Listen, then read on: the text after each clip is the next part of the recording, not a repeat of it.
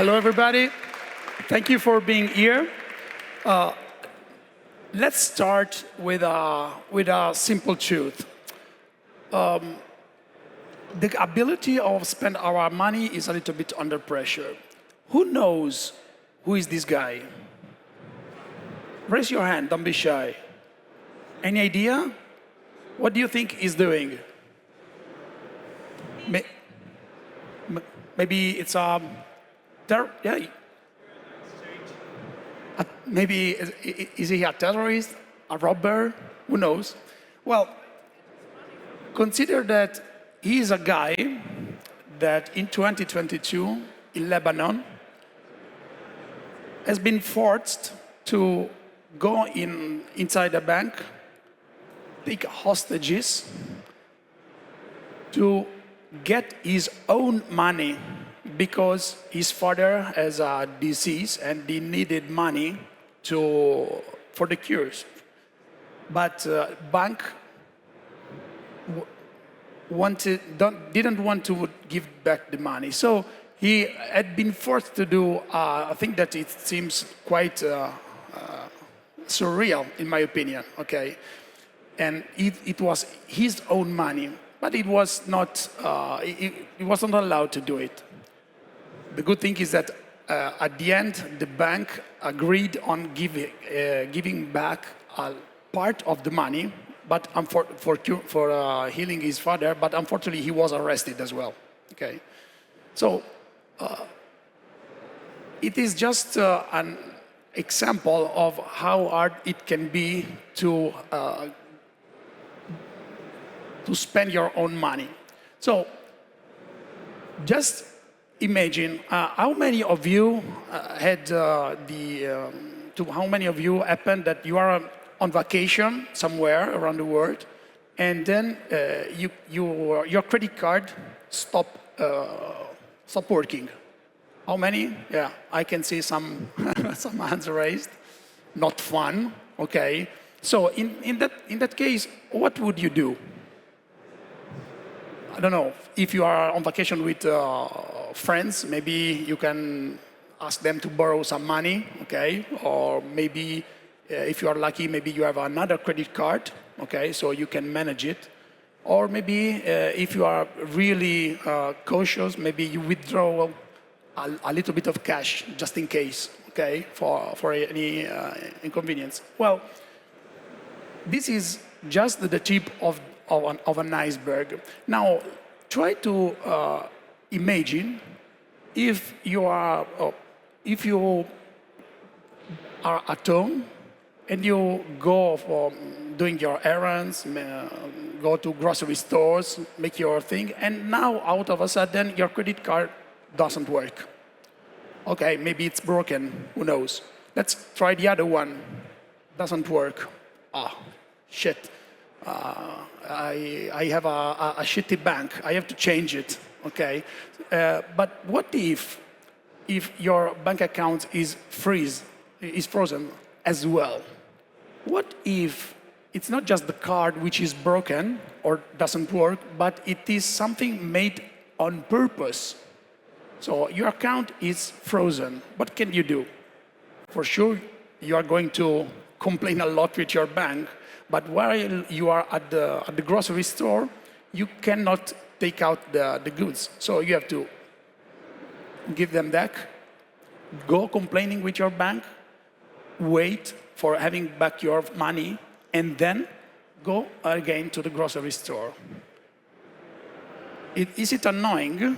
But it's something that can happen. And it happened to me as well. Some years ago, I didn't even understand exactly the reason because the bank refused to give me a reason, but they just closed my account just for doing a bank transfer. So just try to imagine that you cannot spend your money. What will happen? What would you do? Now, if you cannot even have groceries, what can we do?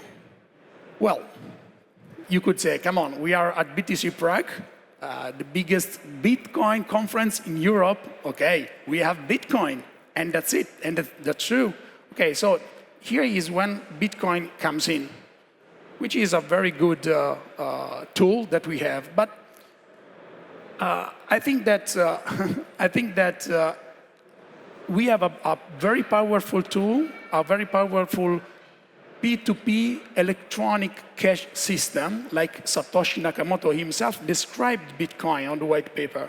But if we have a tool, we also need to understand how to properly use it. Okay, so how we use it matters. It's not just a, and it is something that I want to point out to you, because how many of you are feeling very confident that are using Bitcoin the right way, in a private way? So what's the point? Yeah, I can see some hands raised. Thank you. But that's the point.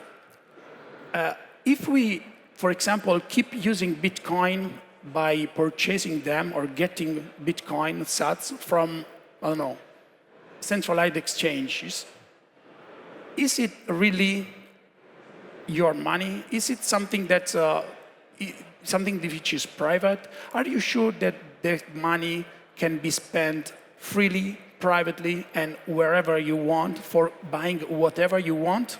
That's my question. So just try to imagine why and where and with whom you spend your money. Some years ago, I went to a concert. I let my friend buying the tickets. He made a mess with the ticket. So if you can see in this picture, maybe you can spot that my face is not that happy. But at the end, the concert was great. We had a really good time, not because I was on the wrong seats, let's say, wrong position, but because we enjoy being together with friends and our favorite band. So at the end of the day, the difference is made also on who is with you when you have good time. And this is why the communities come in. We have a lot of Bitcoiners all around the world. We have a lot of communities gathering Bitcoiners, tech people, non-tech people, whoever that maybe wants to join the core values that Bitcoin brings in and the freedom that Bitcoins can give you. And I'm very grateful that we have all these communities, because these communities can teach people, can welcome people, but it's not always that easy to do it, okay? Especially when it comes to how to get your Bitcoin. So let's imagine, for example, that you're part of a group of Bitcoiner, a newcomer comes in and say, hey guys, I'm so happy that you're organizing this meetup, this event. I just got my first Bitcoin from Binance, Kraken, whatever. You can imagine the face of the veterans of the community. Maybe they are not that welcoming. There is always a friction in welcoming people. Veterans very often can experience, I would say, onboarding fatigue, because they have to tell the same information one more time and once again. So there are a lot of people that want to join a Bitcoiner community because they think, and they're right, that they can find core values, essential core values for changing their life, but they need information, they need to be welcomed. And communities cannot foster only if you have newcomers, if you have new people, and you can welcome them in a sustainable way. So what if a community cannot welcome new people, or if it is just a tech club unable of, for example, speak about simpler topics? Or maybe if a community is not techy, but a lot of technical people want to join it because maybe it's the only one, only community, the only group in their area. So that's sometimes we end up making sad communities. And nobody wants to stay in a community of people who are sad or in conflict among them.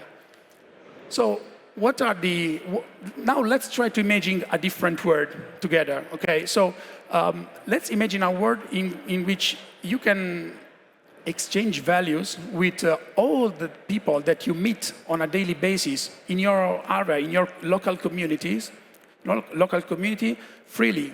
You can exchange value privately, directly, okay? You don't have to ask permission. You don't have to be KYC'd.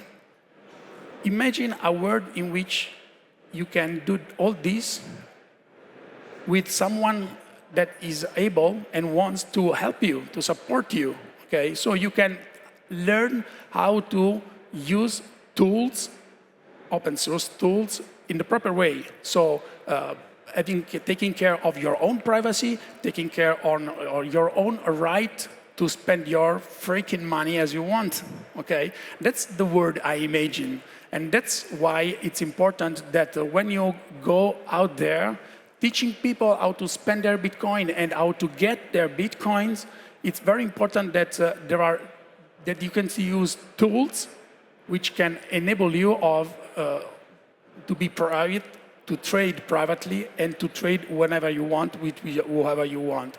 That's the word I imagine. And that's why I spent the last year trying to understand what makes a local community happy. And in my opinion, I went all over cities in Italy and Switzerland to present Vexel, to present a tool to reach this goal, to transact privately and directly. And there are a lot of similar issues in every community. So in this case, you can see there is a lot of people asking how is it possible, how simple it is to reach this goal, okay, to trade freely and directly. Most questions, every community has its own peculiar points. Every community is different, because it's made of different people. So the idea here is that the different communities have same issues, same common issues to solve, and a tool like Vexel is exactly what they need to reach this goal. So in this case, I also found, and Jan on the panel before talked about that. It's very important to point out that trading Bitcoin is not just I want to purchase Bitcoin for cash or I want to sell Bitcoin for cash. There is a whole marketplace of products and services that people are interested in exchange with Bitcoin. This is very funny. It is written in Italian, but basically it's okay, I'm starting to think about my retirement, but I don't want to rely on state. I found it very funny. And on the other side, you can see, for example, someone selling handmade orange jam for Bitcoins. So don't just think about trading and hodling, but just let's try to understand that Bitcoin can help local communities to create a real economy based on real money. And you are free to do it privately and without any KYC, without any permission. So that's the point. That's the world I imagine. And the good news, guys, is that you can do it right now. And you can start where you are in your local community. Okay, so you can do it and you can help yourself to reach this freedom of transacting, and you can also help people you can also teach people how to do it and how simple it is. So, for example, if you go to the Vexel booth now, you can understand how simple it is to find peers, okay, and to build, as Ian said on the panel before, a web of trust. A network of real people, real relationship in real life, okay, which is not just something that can be easily manipulated. So it's up to you how much trust you can give to these persons, to this network of peers. It's something that you can do, and Vexel is the perfect tool to do it because it's completely open source. it's completely, every communication is encrypted. No data leaves the mobile device, okay? And it's completely anonymous. So you don't know who is on the other side, but you can build and you can ask references for those people. And so you can build your own network of trust on your own terms. You are the one able to decide what is the level of trust that you want to put in the exchange, in the trading. So that's very important, in my opinion. During last year, I talked to a lot of Bitcoiners. A lot of them, as soon as they understood that there is a tool that is so simple to use, some of them started asking me tons of technical questions. Okay, how is it possible that it's private? How it is possible that works like that? But also a lot of people asked me, that's very cool. And there is one time, a girl, after we traded Bitcoin using Vexel, she said me a very important thing, and it really, I really marked as word. She was not new to Bitcoin, and after the trade, he said me, well, you know, this is the very first time in my life since when I know Bitcoin that I buy Bitcoin without feeling that I am watched. And I think that it's, for me, it was like a great success to be able to onboard a person and to know that the feeling of transacting freely and without KYC is something real. So please, go ask Vexel anything you need to know. Just start using Vexel. You can do it right now. It's quite simple, and you can also join a very cool feature that we launched just yesterday, which are the Vexel clubs. So maybe you can start having a trade today in Prague. And most importantly, please, when you will be back home tomorrow in your local community with your friends, Bitcoiners or non-Bitcoiners, please be sure that you can teach them a simple but very powerful thing, that they can be free to transact. This is very important, and I think that the Vexel will help you on first place and all the people you care about to be more free. So thank you very much for your attention, and most of all, thank you Bitcoin for all this.